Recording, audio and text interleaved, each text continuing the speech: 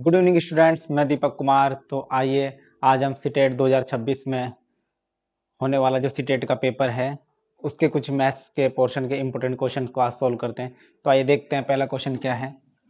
आपको बोला गया है which of the following fraction is non terminating. आपको बोला गया है यानी कि नीचे कोई फ्रैक्शन दे रखी है, उनमें से कौन नॉन टर्मिनेटिंग है। ठीक है, यानी कि निम्नलिखित में से कौन सा भिन्न शांत नहीं है। नॉन टर्मिनेटिंग को बोलते हैं शांत नहीं है। ठीक है, यानी कि अशांत पूछ रखा है आपसे। ठीक है, तो हमें सबसे पहले समझना नॉन टर्मिनेटिंग क्या होता है। देखो यहां समझेंगे पहले हम टर्मिनेटिंग फ्रैक्शन क्या होता है। जिन फ्रैक्शन का डिनोमिनेटर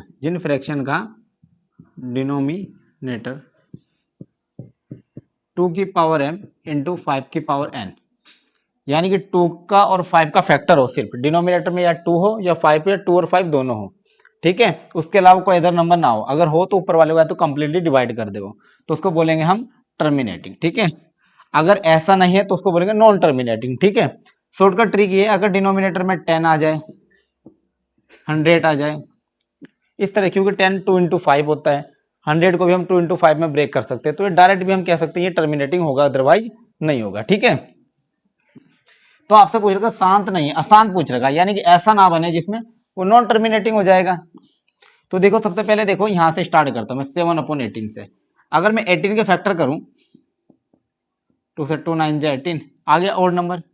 अब तो ये तो 3 से ब्रेक होगा, 3 3 जा 9। देखो इसमें 2 आया लेकिन 3 एक्स्ट्रा आ रहा, 3 से ऊपर वाला कैंसिल भी नहीं हो रहा, तो क्या हो गया, शांत नहीं है। तो एक तो ये नहीं है शांत। ठीक है, 11/25 में देखो, 25 को देखो, 25 को 5 का स्क्वायर लिख सकता हूँ, डायरेक्ट में लिख सकता हूँ 11/5 का स्क्वायर, मैं टूट गया ना 5 के फैक्टर में, तो ये क्या हो गया, टर्मिनेटिंग हो गया। 21/28, 28 को मैं अगर ब्रेक करूं, 2 से 14 बार कटेगा, फिर 2 से 7 बार कटेगा, फिर 7 से 1 बार कटेगा, यानी कि इसको लिख सकता हूं मैं 21/2 और 2 का स्क्वायर इंटू 7, और 7 से 21 कट गया 3 बार, तो ये हो गया 3/2 का स्क्वायर। तो आ गया ना नीचे डिनोमिनेटर में 2 की पावर है। ठीक है, तो ये भी क्या हो गया, शांत हो गया। तो बचा क्या है कि यही बचा है जो शांत नहीं है। हमसे पूछ रहे शांत नहीं है, तो 7/18 शांत नहीं है, तो इसका आंसर क्या हो जाएगा, बी ऑप्शन हो जाएगा। ठीक है, कोई भी फ्रैक्शन अगर 2 की पावर m और 5 की पावर n, ठीक है, के रूप में अगर टूट जाए तो उसको हम बोलते हैं टर्मिनेटिंग, अदरवाइज हो जाता है नॉन टर्मिनेटिंग। ठीक है, यानी कि अशांत हो जाता है अगर ऐसा नहीं है। ठीक है, तो इसका अगला क्वेश्चन देखते हैं, इस पे बार बार क्वेश्चन पूछेंगे। ठीक है, तब तक चैनल को सब्सक्राइब जरूर करें।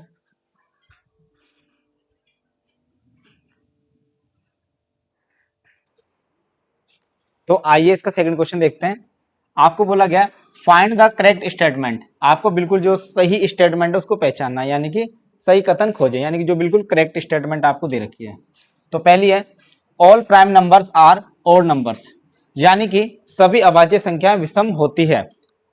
दूसरा ऑप्शन है all prime numbers are divisible by 2, यानी कि सभी अभाज्य संख्या 2 से विभाज्य होती है। ठीक है, थर्ड है all prime numbers have 2 factors, यानी सभी अभाज्य संख्याओं के 2 गुणनखंड होते हैं। लास्ट है there are 30 prime numbers up to 100 तक 30 अभाज्य संख्याएं होती है। तो इन चारों स्टेटमेंट को आपको सबसे पहले इसमें प्राइम नंबर्स के बारे में पता होना चाहिए कि प्राइम नंबर्स क्या होते हैं। मैं यहाँ पे थोड़ा सा क्लियर कर देता हूँ प्राइम नंबर्स के बारे में। प्राइम नंबर्स को बोलते हैं अभाज्य संख्याएं।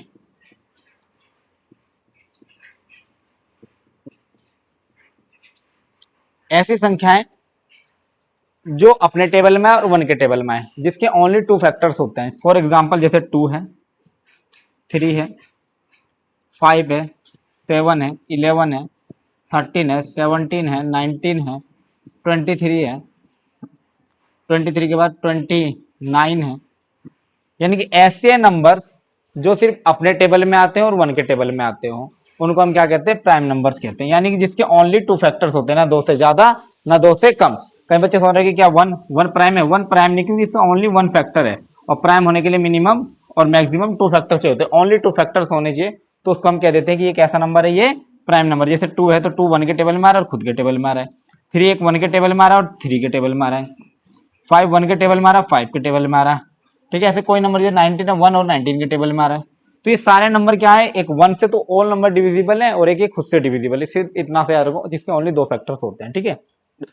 अब क्या होता है प्राइम नंबर में, एक चीज और पता करनी है, क्योंकि लास्ट ऑप्शन है कि 100 तक 30 अभाज्य संख्या होती है। आपको एक नंबर याद रखना है 44, यानी कि 44, 22, 322 और 321, 322, 321, ये नंबर आपको क्या रखना है, याद रखना है। क्यों, ये होती है 10 तक, 10 तक 4 अभाज्य संख्या होती है।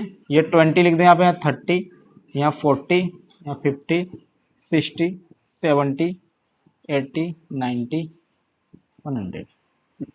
कभी भी पूछे कि कई बार क्वेश्चन ऐसा पूछे, बताओ 1 से 50 तक कितनी अभाज्य संख्या होती है, तो आपको सीधा इन नंबर को काउंट करना है। 4 4 8, 9 10 11 12 और 3 15, 15 होती है।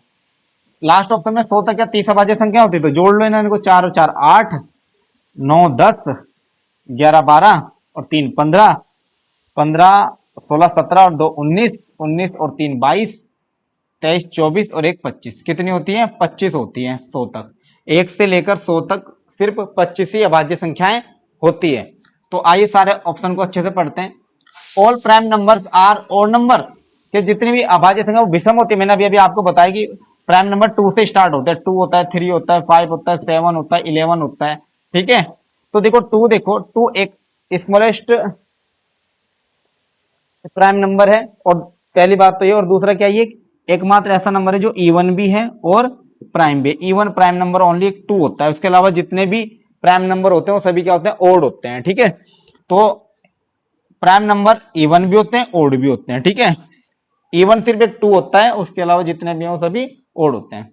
तो पहला ऑप्शन क्या था, all prime number are odd number, तो ये गलत बात होगी, भाई इवन भी होते हैं जैसे कि 2 है। सेकंड है all prime numbers are divisible by 2, कि सभी अभाज्य संख्या 2 से विभाज्य है। भाई सारे सिर्फ एक ये 2 से विभाज्य होता है, बाकी तो ओड है 2 से डिविजिबल ही नहीं होंगे, तो ये बात भी गलत हो गई। All prime numbers have 2 factors, सभी अभाज्य संख्याओं के 2 गुणनखंड होते हैं। अभी अभी हमने पढ़ा कि देखो कोई भी नंबर है उसके ओनली 2 फैक्टर्स होते हैं, 2 गुणनखंड होते हैं, एक तो 1 होता है और एक वो नंबर खुद होता है। तो स्टेटमेंट क्या होगी, बिल्कुल सही हो गई। लास्ट वाले को पढ़ते हैं। There are 30 prime numbers up to 100, यानी कि 100 तक 30 अभाज्य संख्याएं होती हैं। तो मैंने अभी अभी आपको ये नंबर बता रखा है, 44, 22, 322, 321, ठीक है, ये आप याद कर लेना। और तो इसको हमने ऐड करा तो ये टोटल निकल गई कितने, 25। भाई 1 से लेकर 100 तक सिर्फ 25 ही अभाज्य संख्याएं होती है, और यहाँ बोल रखा है क्या 30 होती है, तो ये बात भी क्या हो गई, गलत हो गई, ठीक है। तो अभी हमने अभाज्य संख्याओं के बारे में पढ़ा, क्योंकि अभाज्य संख्याओं से क्वेश्चन आ जाता है, एग्जाम में पूछ लिया जाता है। तो आपको सिंपल सा ये याद रखना है, अभाज्य संख्या क्या होती है, जिसमें ओनली 2 फैक्टर्स होते हैं, और 1 से लेकर 100 तक सिर्फ 25 ही अभाज्य संख्या होती है। जितने नंबर की बीच की पूछ ले आप इनको ऐड कर सकते हैं, ये ट्रिक आप याद रखना, ठीक है। तो आइए इसका क्वेश्चन नंबर 3 करके देखते हैं।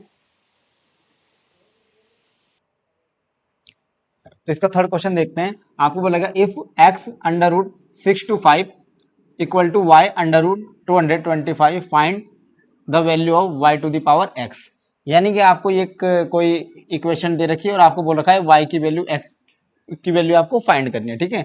तो देखते हैं, इसको सोल्व करते हैं। x 625 किसका स्क्वायर रूट होता है, 25 का, तो 25 में बाहर आ गया। y ऐसे ही रहा, 225 स्क्वायर रूट होता है 15 का, ये ऐसे आ गया, ठीक है।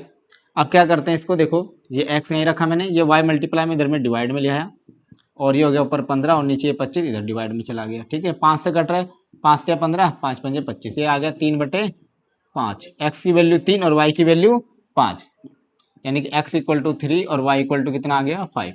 तो यहाँ y की पावर x, तो y की पावर x यानी कि y की वैल्यू कितनी है, 5, और x कितना है, 3।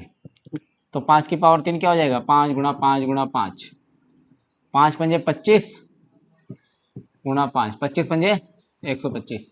आप डायरेक्ट भी इसको कैलकुलेट कर सकते हो फटाफट स्पीड से। तो ऑप्शन बी क्या होगा, इसका करेक्ट आंसर होगा। इस तरह से कैलकुलेशन वाले क्वेश्चन आते हैं, उसमें आपकी स्पीड अच्छी होनी चाहिए, ठीक है।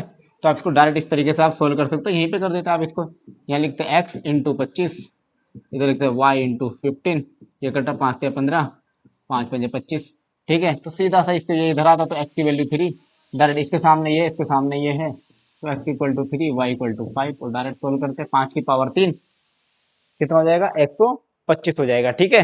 तो इसका अगला क्वेश्चन देखते हैं, उसको समझते हैं।